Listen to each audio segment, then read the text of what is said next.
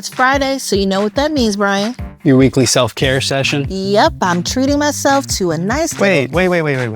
Please don't leave yet. Becky mentioned that you all know a little bit about credit card stuff and could help me. My balance this month is crazy, and I don't understand why. Where did all this interest come from? And how did they even come up with this number? The math is not mathin' for me. Ooh, sounds like you can use a self-care session yourself. Brian, you want to take this? How is credit card interest calculated? I got this. Brian and Amber again, your Navy Federal crew and credit card number crunchers, breaking down credit card interest. It's pretty easy to understand. First, you take your APR divided by 365, take your beginning balance each day, add it to your new purchases or cash balances, subtract any payments. What?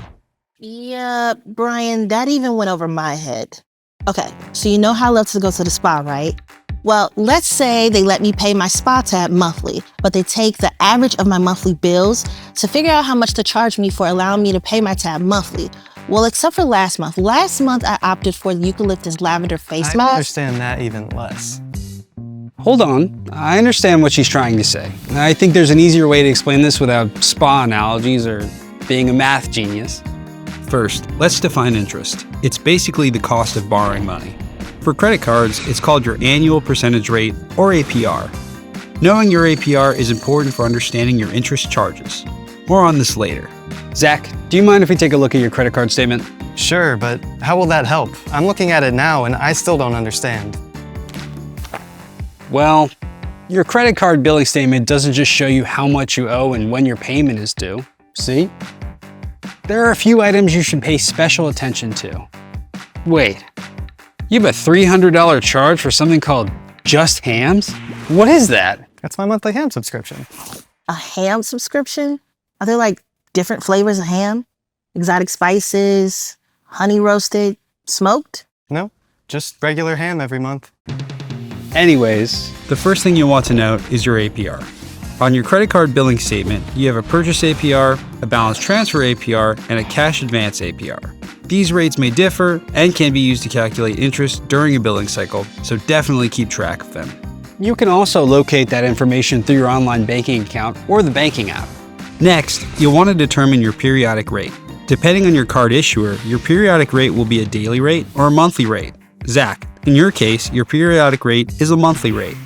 To determine the monthly periodic rate, divide your APR. Remember, we located that number earlier by 12. If your credit card statement indicates interest is calculated using a daily periodic rate, then you'll divide your APR by 365, the number of days in a year. I hope he understands how many days are in a year, or else he's really not going to understand. Zach, go ahead and calculate your monthly periodic rate.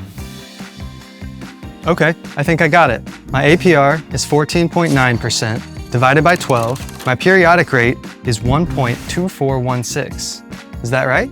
Yeah, that sounds about right. Okay, what's next? Next step is locating your balance used to calculate interest on your credit card statement.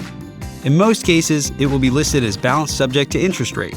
You'll also find an explanation on your statement how your balance was determined. Now that you know your balance and periodic rate, you're going to multiply the periodic rate by your balance. This will give you your interest charges. And if your interest charges are calculated using a daily periodic rate, in many cases, you'll multiply the daily periodic rate by your balance. Then, multiply that figure by the number of days in your billing cycle. Again, depending on your card issuer, the billing cycle can last 28 to 31 days. Make sense? Actually, yeah, it does. All right, I think I got the right number. And here's a smart money strategy for you. If you want to avoid paying charges on purchases, pay the entire statement balance before the due date. Depending on your card issuer, there's typically a grace period between the end of the billing cycle and the payment due date, during which you won't be charged interest on new purchase transactions. If you pay your new statement balance within that time period, you'll avoid paying interest charges on purchases. That's a great strategy. Thank you. This relieved my stress a little. Glad to hear it. Here's to you, me, calculating credit card interest and making sense of your money together. You know what will really help reduce your stress? A trip to the spa.